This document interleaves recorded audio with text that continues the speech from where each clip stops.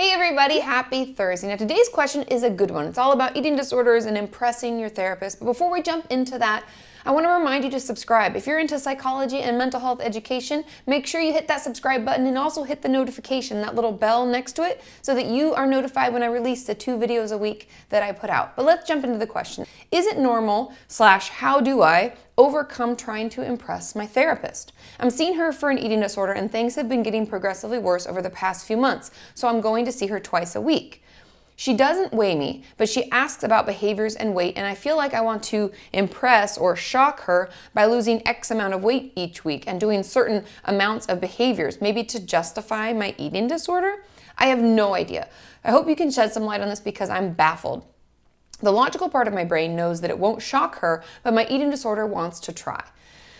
There is so much involved in this question. Now, the first component that I want to talk about is what she mentioned, saying maybe to justify my eating disorder. And that could definitely be a component because I've heard from many of you, and even many of my clients have talked about when they've seen therapists, they felt like they needed to justify how sick they were or validate, just how hard things were for them by acting out in it, whether it's in session or telling them how hard of a time they're having out of session, just because they feel like they aren't taken seriously, or maybe they need more validation for what they're struggling with.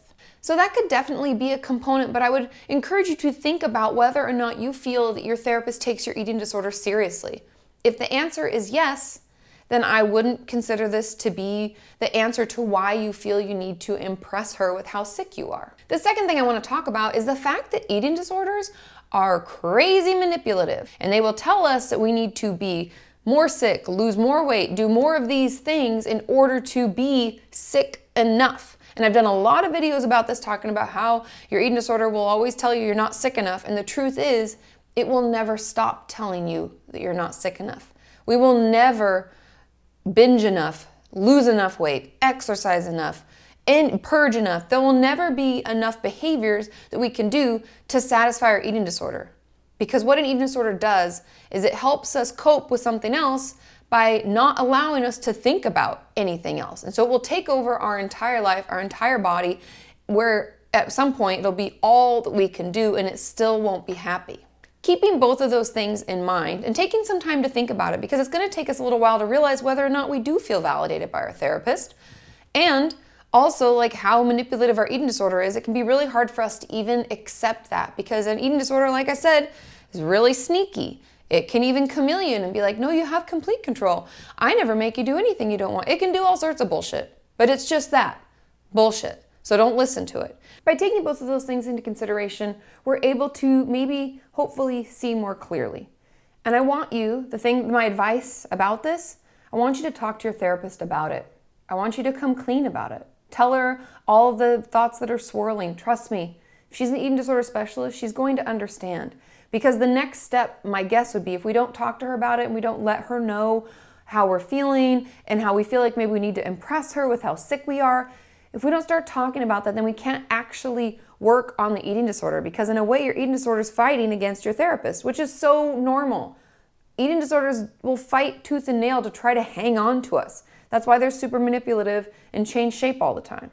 And by talking about it with her, it gives her the opportunity to better understand and maybe offer up some different tools and tricks, or maybe the way she interacts with you can change so that you don't feel the need to impress her so much.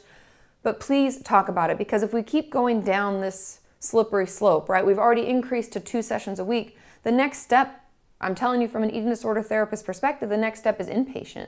And I would be looking at different programs, whether it's day treatment, maybe it's not fully inpatient, maybe we look for a day program. But then the next thing is inpatient. How many months can you do that, and what insurance will cover, and all of that. Those are our next steps as we kind of go down that slippery slope of eating disorder treatment. I hope that clears it up and kind of gives you an idea of where that's coming from, because it may be all of the things that I talked about. That could be a factor as well, but it may just be one of them. But don't forget, eating disorders are sneaky, and they will try to hang on any way they can. And don't listen, because it's only going to lead you down the path to more intensive treatment and more damage to your body.